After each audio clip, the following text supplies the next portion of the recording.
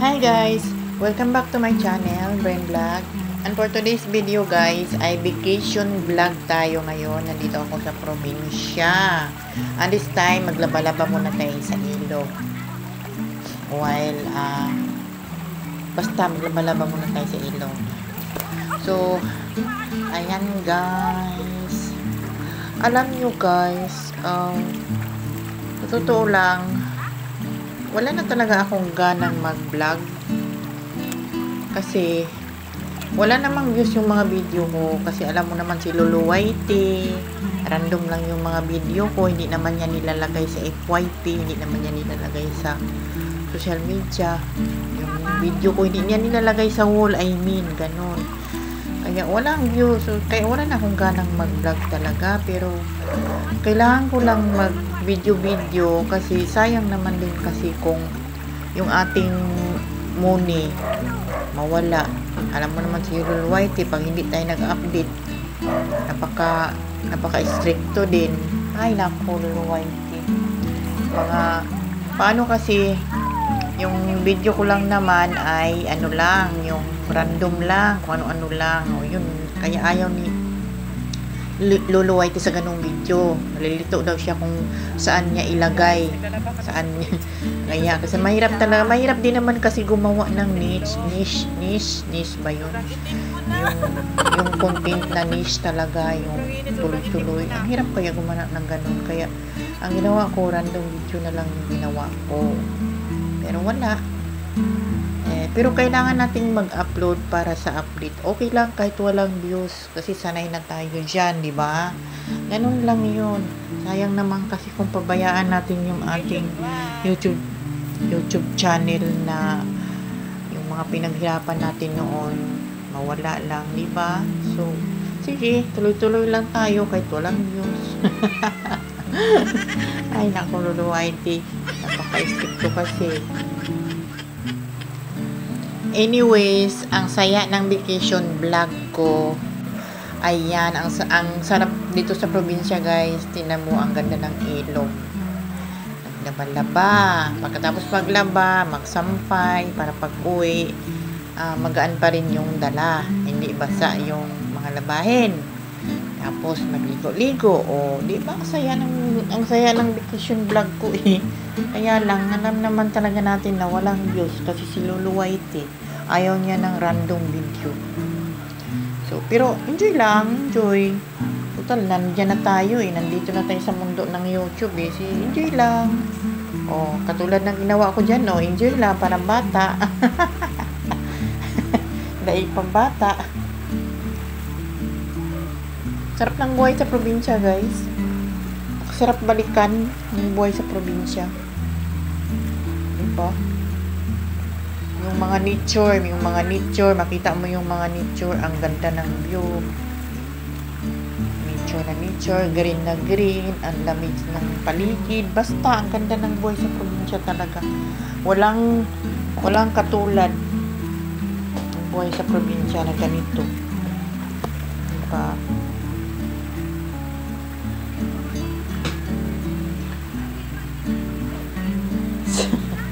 Saya. Ang saya lang maligo-ligo. Tapos mga ilang babalik na naman ng Maynila. Punta kami sa gulayan ni Nanay. Hindi mo na makita, Nay. Layo raman. Si Nanay. At puro may naadiris na akong nako. Ayan no. Akit kami doon sa tuktok. Nandoon yung gulayan ni Nanay. Ayan. Sa tuktok. Punta kami sa gulayan ni Nanay. Ayan. Ayan o, mga puno ng niyog pangkuprasan pero ngayon wala siya bunga. Kaya pag idaanan ng bagyo hindi pa nakabawi. Ayan yung prasan nila Nanay. Nandito na kami sa taas. Ayan, yung mga niyog na yan. Muna ilang kupras. Kabawi kay bagyo, wala pang bunga ngayon. Oh. Na ako sa gulayan ni Nanay, naliligo na ako ng pawis kasi nasa tuktok ito ng bundok. Ayan si Nanay yung nagpausok. Ayan, kaya sarap ng buhay dito sa probinsya. kunting problema solve agad. Pag nandito ka, walang problema. Marami kang makakain sa paligid, masipag ka lang talaga. Yan. Oh, yan yung lupain nila nanay. Ayan. Yun yung kanilang lupa. Paakyat ka sa bundok. Yan, laki daw, di ba? Lahat ng natatanaw mo. Yan. Tingnan mo na mukha, lahat dito organic. Sabi ko sa inyo, lahat dito organic. Maaga, pag gising mo sa umaga, diretso ka na sa gulayan. Wala kang hilamos. Punong-puno ka na ng pawis. Mukha mo organic. Lahat organic. Ayan, di ba? Oh. Nanay, bagong ano pa lang mga tanim. May mga sitaw, kamatis, tapos dito kamote, tapos dito okra. Ayan, malayo doon. Tapos ito ampalaya. Tanim ni nanay, nagpausok siya para matanggal yung mga ano. Ayan, diba? Ayan, oh, hanggang pababa pa yan mga okra. Ito yung gawain nila araw-araw dito sa tuktok ng bundok. Nandito yung mga tanim nila. Ayan, ikot-ikot lang tayo.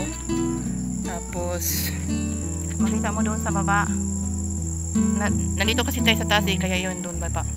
Hanggang doon tanim nila yun. May mga puno ng niyog, may mga puno ng prutas. Dito puno ng mga gulay-gulay. Ayan. Buhay probinsya. Sarap ng buhay probinsya. Umaga pa lang pawis na pawis ka na. Oh, ganito ang organic ng buhay probinsya. Namumukha ko. Organic na organic. Walang hilamos. Pagkagising, diretso dito sa taniman. Yung mga papaya. Yan, puno ng papaya, yung taniman ng mais. Ayan, tag-init kasi ngayon kaya hindi maliliit pa yung mga tanim. Ayun, ito yung lupain nila nanay at tatay. Lupain ng mga Dawal, Gregorio Dawal. Yan yung lupain nila hanggang doon sa tanaw ng ating kamera. Yung iba hindi abot nating kamera kasi nandoon yung bahay nila sa baba. Yan. Mga pamilya, ilang bahay doon, 3 yata, 1, 2, 3, 3 bahay, puro mga family, mga anak nanay tayo. Ito yung tapanan tawag no, lutuan ng kupras, tapos gawaan din ng ulingan sa bagol, mga bao, lutuan ng bao para sa ulingan.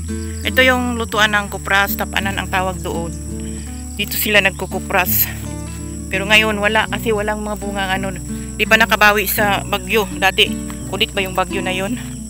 Ayan, diyan nila niluluto yung mga niyog para kupras. Yan. Kapahan. Diyan sila nagluluto ng kupras. Kuprasan. Diyan niluluto para ibinta. At saka yung mga baon ng niyog ginagawang uling, diyan nila niluluto. So may punong prutas dito nga, hindi ko alam kung anong tawag dito. Ayan, tingnan natin yung kanyang bunga, ang laki. Ayan, laki. Hindi ko alam kung anong klase prutas, sumayad na siya sa lupa Ayan. Ayan, tapos ito pa. Yan siya. Laki niya. Hindi ko alam kung anong, ilaw pa daw yan, mas lalaki pa daw ng parang bula, sobra pa sa bula. Tapos yung puno niya ganito. Ayan. Yung puno niya parang puno ng bayabas. Pero hindi naman yan bayabas. Ay kaboy, naligo na kaboy na. Dakuon niyo, daku bujog-bujog, daku kayo. Ay ilang tubig puso. Ito galing sa puso. Alayin lang tubig sa baboy yan. Diyan, anak. Yung tubig nila galing sa puso. Tapos dito naman ang mga CEO nagmeeting-meeting, mga owner. Patuka sa manok. May probinsya. Dami nila.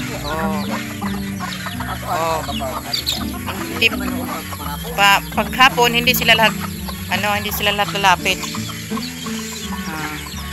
Yan. Buhay probinsya.